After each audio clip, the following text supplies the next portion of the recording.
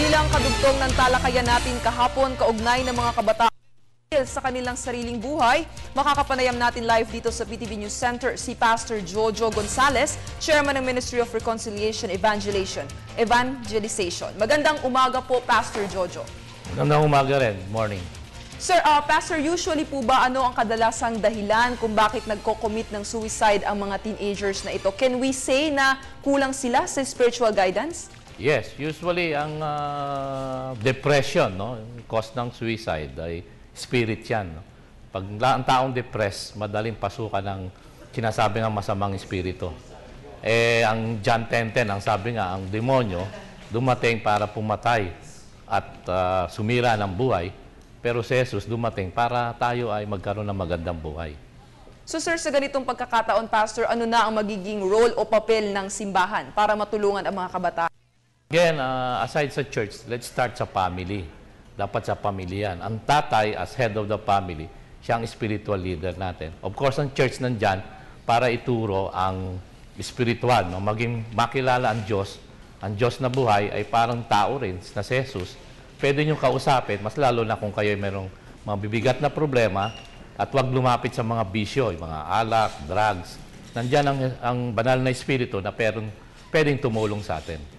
As second po after the family, sino po ang maaring tumulong sa mga kabataang ito? Kaya nga importante yung circle of friends, no? Magaganda ang circle of friends mo. Sabi nga is malapit din sa Panginoon. That's why merong mga fellowship tayo, may mga samahan, may mga Bible study. Maganda yan ay naatinan natin, tayo dumadalo at sumasama sa ganyang mga kaibigan. Yes, Pastor, may mga signs and symptoms po ba na pwedeng makita ng isang kabataan na kulang siya sa spiritual guidance? Yeah, una-una, at least makikita nyo kagad ang depression. Ang depression, ang tao minsan laging tulala, tapos ayaw makipag-usap, tahimik, minsan mainit ang ulo, kasi nakapokus siya doon sa problema. Tandaan natin, ang tao ay merong espiritu, may katawan, at may kaluluwa. Yung espiritu, siya ang nagbibigay sa atin ng love, joy, peace, patience. Yan ang binibigay ng banal na espiritu. Kaya minsan, pag yung utak natin, nakapokus tayo sa depression, sa problema, madali tayong matukso. Mas lalo na, pwede tayong bulungan na yan, magpatiwakal o mag-suicide. Pastor, kadalasang dahilan ng pag-suicide ay ang peer pressure, family, financial. Sir, bilang pastor, paano niyo sila mabibigyan ng advice na sohin o mag-Bible study muna? Or ano po yung mga tips para hindi sila mauwi sa pagsusuicide?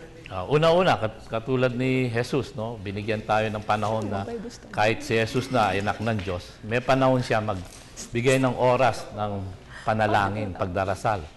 So tayo, dapat pagising natin sa umaga, unang-una, tayo ay manalangin. Kausapin natin ng Diyos na parang Ama, kaya nga tinatawag natin Ama natin.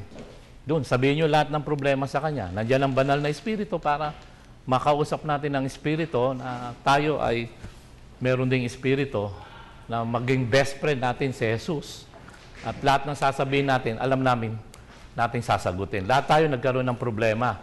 Pero alam natin, dahil sa panalangin, alam natin tinutulungan tayo ng Diyos. Okay, Pastor, we're talking about spiritual guidance. Ano po ba yung first step karoon tayo ng ganyang guidance? Una-una, kailangan talaga na, sabi nga, sa panalangin natin, tanggapin natin ang Jesus. Sabihin natin kay Jesus, Panginoon, alam ko makasalanan ako. Alam ko malaki problema ko. Hindi ko na alam ang gagawin ko. Pero alam ko ikaw ang Panginoon at tagapagligtas. Tulungan niyo ako. Tanggapin ko kayo sa buhay na ito. At alam ko ay ako'y papakinggan niyo. Yan ang first step. Second, kailangan nagbabasa tayo ng Bible. Ano yung Bible? Parang love letter ng Panginoon yan. Parang mapa kung saan tayo pupunta. Kaya kailangan may guidance tayo. Kasi sa mundo, sasabihin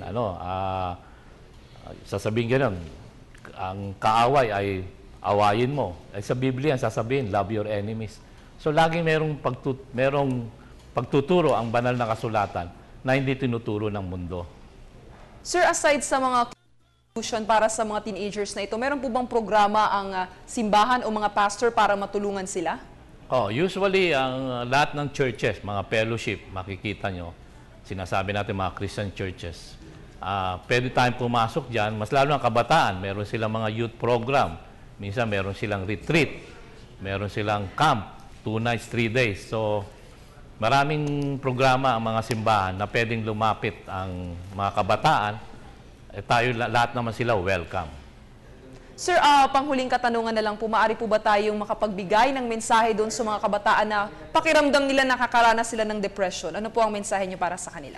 Sa mga kabataan, usually ang mga teenager, yan ang mga edad na sabi nga merong naguguluhan sa kanilang sarili. Ang una-una natin gawin is yung reconciliation natin sa Panginoon. Lahat tayo makasalanan, lumapit tayo sa Panginoon, siya muna ang ating kausapin. Tapos susunod yung reconciliation within sa ating mga bawat tao. Yung kabutihan, maka-Diyos, maka-tao, para tayo magkatulungan. At pangatlo, dapat ma-develop yung tunay na magkakapatid. No? Kung lahat tayo ay anak ng Diyos, lahat tayo magkakapatid, kagaya may magkakaroon ng problema, tayo ay magtulungan, huwag yung dadalhin sa masasamang daan, no? Yung magiging bisyo. Kung hindi, lumapit sa Diyos na buhay, kung hindi si Jesucristo. Okay, very well said po, Pastor. Yan po si Pastor Jojo Gonzales, Chairman ng Ministry of Reconciliation Evangelization. Magandang umaga, sir, at maraming salamat.